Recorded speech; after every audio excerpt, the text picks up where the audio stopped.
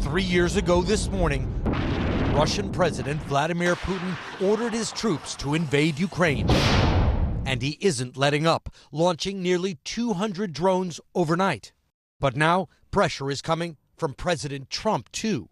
Trump is demanding Ukraine accept a deal in which income from its natural resources would be diverted into a huge American-controlled fund. I want them to give us something for all of the money that we put up. So we're asking for rare earth and oil, anything we can get.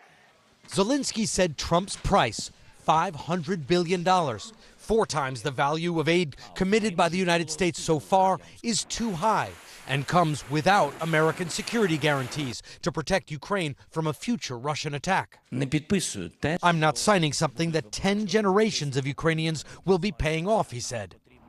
It feels like strong-arm tactics to many Ukrainians who were deeply offended when President Trump blamed them for launching the war, instead of criticizing Russia, whose troops have been accused of mass rape and other war crimes. Olena Avilova lost her son Andriy to a Russian mortar attack.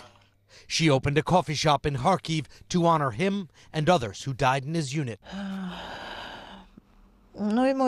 This place is an extension of his life, she says. What do you think should happen now, after 3 years of war?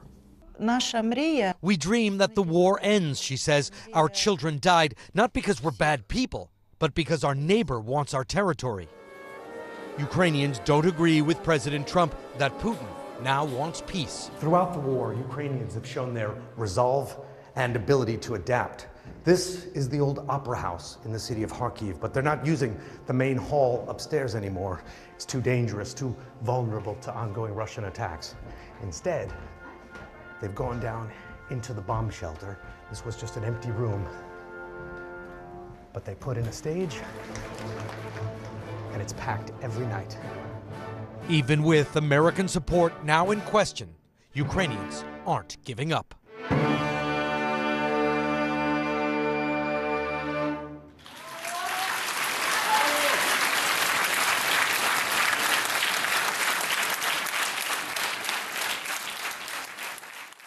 Ukrainian troops at frontline positions like this one say after 3 years of American support, President Trump is now changing the rules of the game, that he is asking for an exorbitant amount of money, about $500 billion that, according to a deal that the U.S. is pushing, that President Trump has said repeatedly he expects will be signed, that Ukraine has been pressured very intensely to sign. According to this deal, Ukraine would have to take $500 billion, put it into a fund that the United States would control, that this money would come from natural resources in this country, minerals and oil in particular, and that money would have to stay in the fund until the United States is paid back for money that it has given to support Ukraine.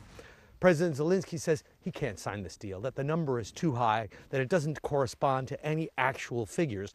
Ukraine has received, at this stage, about $100 billion in support from the United States. That is the money that has actually arrived.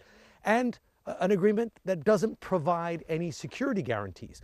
Ukraine would have to put this money into this fund, but in exchange, the United States, the President Trump administration, isn't saying that it will continue to be there for Ukraine. It's not like joining NATO. There would be no promise of protection. And Ukrainians say that they are being offered mafia-style, a deal that they can't refuse.